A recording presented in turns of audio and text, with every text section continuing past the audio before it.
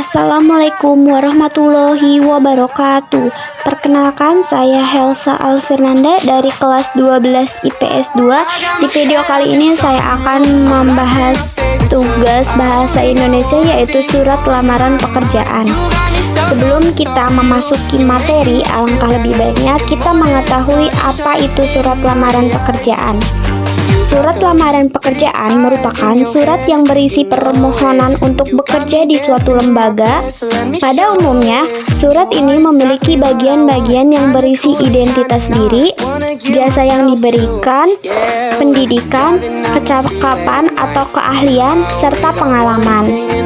Di dalam sistematika, surat lamaran pekerjaan terbagi menjadi 9 bagian, yaitu 1. Tempat dan tanggal pembuatan surat, 2. Lampiran dan halaman, 3. Alamat surat, 4. Salam pembuka, 5. Alinea pembuka, 6. Isi, 7. Penutup, 8. Salam penutup, dan yang ke-9 tanda tangan dan nama terang.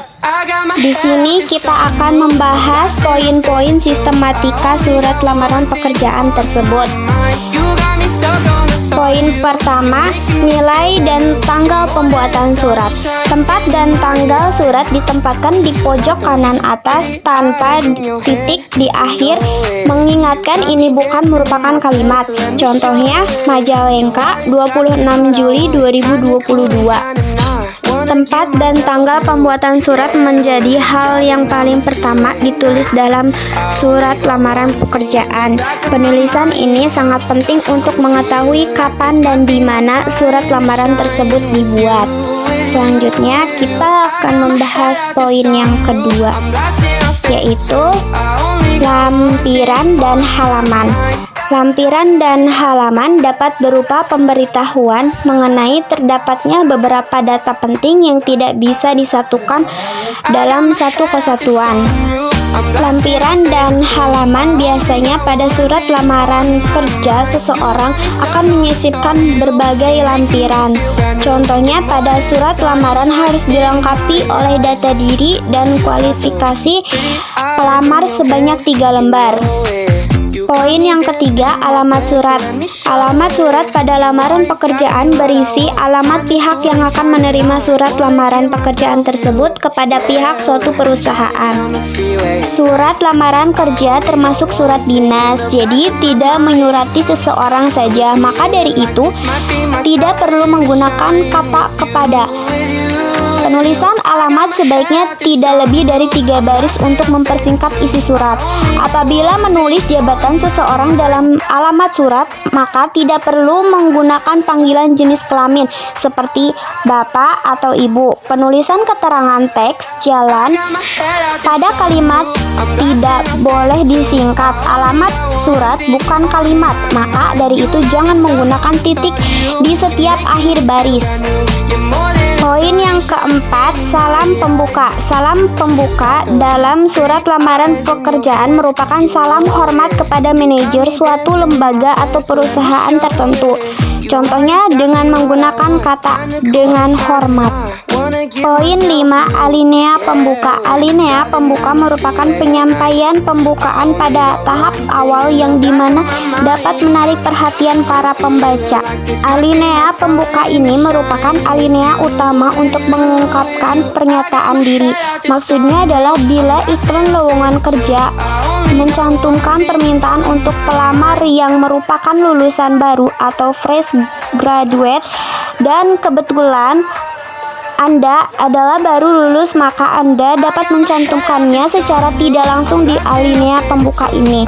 Jadi dapat dikata alinea pembuka merupakan menjadi jembatan utama dialog antara surat lamaran pekerjaan dan iklan lowongan pekerjaan. Hal ini penting agar organisasi atau perusahaan yang Anda lamar merasa dihargai, karena Anda tidak hanya membuat surat lamaran yang sama untuk semua perusahaan. Poin keenam, terdapat beberapa bagian yaitu A. Identitas, B. Maksud dan tujuan, C. Melampirkan lampiran. Kita akan membahas poin A, yaitu identitas. Identitas merupakan refleksi diri atau cerminan diri yang di dalamnya berisi keterangan berupa nama, tempat tanggal lahir, alamat, pendidikan terakhir, dan lain-lain. Selanjutnya poin B, maksud dan tujuan. Maksud dan tujuan merupakan keterangan tentang alasan pengirim atau pelamar pekerjaan menulis surat. Selanjutnya poin C, melampirkan lampiran. Dalam lampiran pekerjaan terdapat beberapa lampiran tentang syarat yang sudah diminta oleh instansi yang membutuhkan pekerjaan. Contohnya fotokopi ijazah yang sudah dilegislasi dan fotokopi KTP dan lain-lainnya.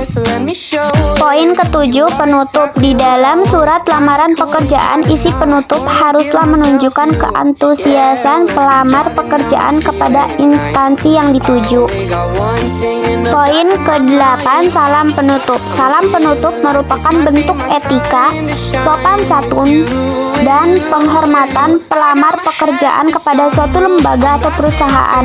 Contohnya dengan menggunakan kata hormat saya.